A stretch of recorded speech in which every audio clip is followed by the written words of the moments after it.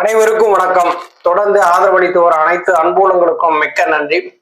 அதிமுக இன்னும் ஒரு பொதுக்குழுவை கூட்ட போறாங்க. எதுக்காக கூட்ட போறாங்க அப்படின்னா, எடப்பாடி பழனிசாமி எதுக்குமே ஒத்து வரல. அப்படி ஒத்து வராதவரை வச்சு கட்சியில வச்சு நம்ம என்ன செய்ய போறோம்? ஒண்ணுமே செய்ய முடியாது. தொடர்ந்து தோல்வியில கொடுத்துட்டு இருக்க ஒரு தலைமைக்கு பின்னாடி நம்ம நகர்ந்து போக முடியுமா? போகவும் முடியாது. அப்புறம் அங்க இருக்கிற நிர்வாகிகள் என்ன நினைச்சுக்காம ஒரு பொதுக்குழுவை கூட்டுவான். பொதுக்குழு கூட்டி தானே எடப்பாடி பழனிசாமிய இடைக்கால பொதுச்சா தேர்ந்தெடுத்தான். அதே பொதுக்குழுவை கூட்டி எடப்பாடி பழனிசாமி கீழே இறக்கிடுவான். இறக்கிட்டா பிஜேபியோட கூட்டணி வச்சு 2026 சட்டசபை தேர்தலை சந்திச்சிடலாம், வெற்றி பெறலாம் அப்படின்னு சொல்லிவிட்டு அங்க இருக்க நிர்வாகிகள்கிட்ட ஒரு பேச்சு அடிபடுது. எடப்பாடி பழனிசாமி இதுக்கெல்லாம் சம்மதிப்பார் நினைப்பீங்களா? அது சம்மதிக்க மாட்டார். அந்த பொதுச்செயலாளர் பதவியை தக்க வைக்கிறதுக்கு என்ன வேலையெல்லாம் பார்க்கணுமோ அந்த வேலையெல்லாம் பார்க்க ஆரம்பிச்சுவார்.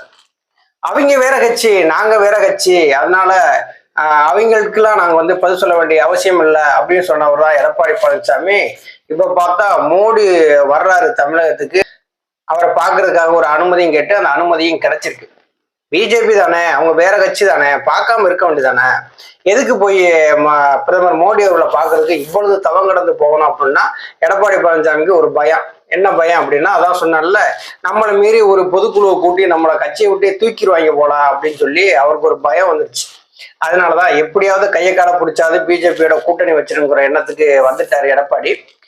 எடப்பாடி பழனிசாமி தொடர்ந்து என்ன சொல்லிட்டே வர்றாரு, ஓபிஎஸ் சேர்க்க மாட்டேன், சசிகலாவை சேர்க்க மாட்டேன் அப்படிதான் சொல்லிட்டு வர்றாரு. அவர் வாயில டிஃபால்ட்டா இதை வச்சுக்குவார். எங்க போனாலும் ஒரு செய்தியாளர் கேட்கறாங்க அப்படின்னா டக்குன்னு இதை சொல்லிடுவார். ஓபிஎஸ்ஸையும் சேர்க்க மாட்டேன், சசிகலாவையும் சேர்க்க மாட்டேன், அவங்களாம் கட்சியில இருக்கவே தகுதி இல்லை அப்படின்னு சொல்லி ஒரு ஏளனமா பேசுவார். அவர் பேச்சுக்கு ஆப்பு வைக்கிற மாதிரிதான் இன்னைக்கு அதிமுக ஒருங்கிணைப்புலாம் நடந்துகிட்டு இருக்கு. எடப்பாடி பழனிசாமி ஒரு ஆள் தான் நான் கட்சியை ஒருங்கிணைக்க மாட்டேன் அப்படின்னு சொல்லி பேசிக்கிட்டு இருக்காரு.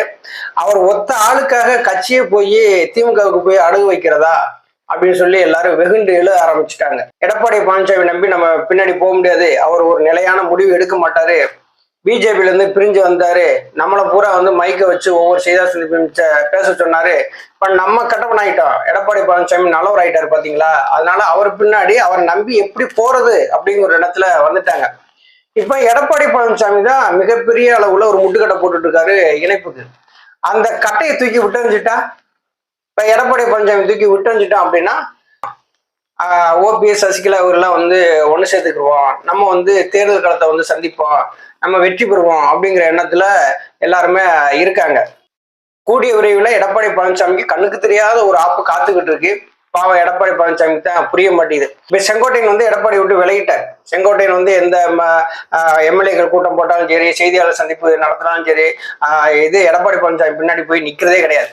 அந்த ஆமாச்சாமி போறதுக்கு 2 பேர் இருப்பாங்க இல்லையா, ஆர்பி உதயகுமார் மாதிரி ஆளுக்கு இருக்காங்கல்ல, அவங்கதான் எடப்பாடி பழனிசாமி பின்னாடி போய் நின்றுக்கிட்டு ஒரு கோஷத்தை போட்டுட்டு இருக்கிறாங்க. செங்கோட்டையன் ஒரு முடிவுக்கு வந்துட்டார். புரட்சி தலைவர் எம்ஜிஆர் உருவாக்குன கட்சி, அம்மா அவர் கட்டி காத்த அந்த கட்சியை இப்படியே எடப்பாடி பழனிசாமியிலே தலைமையிலேயே நம்ம போயிட்டே இருந்துச்சு அப்படின்னா மிகப்பெரிய அளவுல ஒரு தோல்வியை சந்திக்கும். எத்தனை நாளைக்கு தான் ஒரு தொண்டன் தோல்வியை சந்திச்சுக்கிட்டு இருப்பான்? ஒரு தொண்டனுக்கு ஒரு மிகப்பெரிய மகிழ்ச்சி என்னன்னா, அவன் சார்ந்த கட்சி வெற்றி பெறணும், அதுதான் எல்லாருமே நினைப்பாங்க. ஆனா எடப்பாடி பழனிசாமி இருக்கிற வரைக்கும் அது நடக்குமா? அதுவும் நடக்காது. இதையெல்லாம் ஆராய்ந்து ஒரு முடிவு பண்ணி தான் என்ன பண்ணியிருக்காங்க, எடப்பாடி பழனிசாமியை ஒரு ஓரமா வச்சுட்டு அதிமுக ஒருங்கிணைக்கிறதுக்கான ஒரு வேலையில இறங்கி ஒரு பொதுக்குழு கூட்டம் நடக்கிறதுக்கான வாய்ப்புகள் நிறைய இருக்குது அப்படிங்கிறது நமக்கு கிடைத்த தகவல். எடப்பாடி பழனிசாமி பிரதமர் மோடி அவர்களை போய் சந்திக்க நேரம் கேட்கிறாரு இல்லையா, இதுலயே அங்க இருக்கிற எடப்பாடி பழனிசாமி பின்னாடி இருக்க நிர்வாகிகளுக்கு சுத்தமா பிடிக்கல. இவரா ஒரு முடிவு பண்ணிக்கிறாரு, இவரா போய் கேட்கிறாரு. அப்ப இவருக்கு பின்னாடி இருந்து இவர் சொல்றத நம்ம கேட்டுக்கிட்டு நம்ம செய்தியாளர் சந்திப்பை நடத்திக்கிட்டு இருக்கிறோம். ஆனா நமக்கு தெரியாம போய் சந்திக்கிறாரு அப்படின்னா இவர் பின்னாடி எதை நம்பி நம்ம போறது? எடப்பாடி பழனிசாமி நம்பி யாரும் பின்னாடி போக மாட்டாங்க. அவர்கிட்ட கையில காசு இருக்குங்கிறதுக்காக ஒரு சிலர் அப்படியே தொத்திக்கிட்டு திடுறாங்க. யாருன்னா நம்ம அந்த செல்லூர் ராஜன் செல்லப்பா, ஆர்பி உதயகுமார், அங்கிட்டு இருக்கக்கூடிய ஜெயக்குமார், முனுசாமி, சிவி சண்முகம், தம்பிதுரை, இப்படி ஆட்கள் தான் இருக்கிறாங்க. ஏன் தங்கமணி வேல்மணி அவர்களே எடப்பாடி பழனிசாமி பின்னாடி நம்பி போறதுக்கு தயாரா இல்லை. ஒற்றை தலைமைக்கு நிலையான முடிவு எடுப்பேன்னு சொல்லிவிட்டு தான் எடப்பாடி பழனிசாமி இந்த ஒரு பிரச்சனையை உண்டு பண்ணாரு. ஒற்றை தலைமைக்கு சொல்றாரு, என்ன முடிவு ஒழுங்கா எடுத்திருக்காரு? எந்த முடிவையும் அவர் ஒழுங்கா எடுக்கவே தெரியல. அவர் எடுக்கிற முடிவுகள் எல்லாமே தோல்வியை நோக்கி தான் போகுது. அதிமுகவை பலவீனப்படுத்த தான் செய்யுது. இதை கருத்துல வச்சுதான் செங்கோட்டையன், ஐயா ஓபிஎஸ் இவர்கள் எல்லாமே சேர்ந்து ஒரு புதிய ஒரு அதிமுகவை உருவாக்குவாங்க. இரட்டை இலை சின்னம் கைக்கு வரும். ஆனா எடப்பாடி பழனிசாமி அதை இருக்காரா இல்லையா அப்படிங்கிறது நமக்கு தெரியாதுங்க.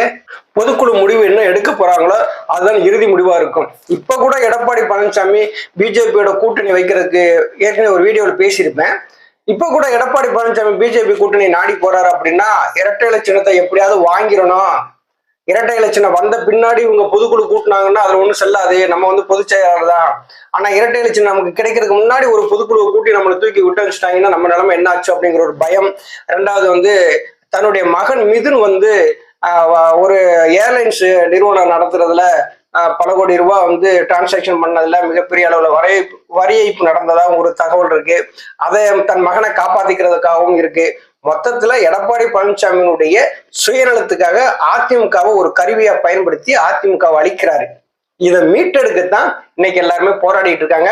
ஐயா ஓபிஎஸ் அவர்கள் ஒரு திடமான முடிவுல இருக்காங்க, சந்தோஷமா இருக்கிறாங்க. கட்சியை மீட்டெடுப்போம், ஒரு தொண்டன் தலைமை பொறுப்புக்கு வரட்டும் சொல்லி ஐயாவுடைய எண்ணம் கூடிய விரைவில் நிறைவேற போகுது. எடப்பாடி பழனிசாமி ஒதுங்கி இருக்க போறாரு. நன்றி, வணக்கம்.